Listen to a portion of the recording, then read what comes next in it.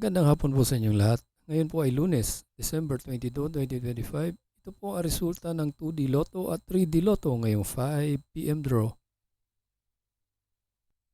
Kung bago ka pa lang sa aking channel, pwede kang mag-like, share, at subscribe para updated kayo sa mga PCSO lottery results araw-araw.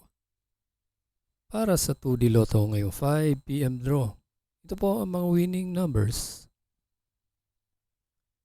24 and 27 in exact order.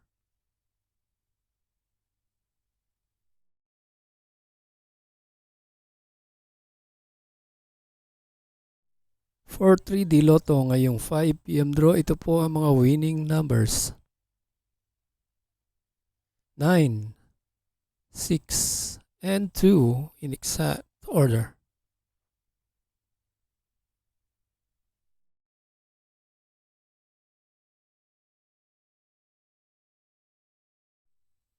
Congratulations po sa lahat ng nanalo at kita-kits po tayo mamayang 9 PM draw. Thank you for watching. God bless us all.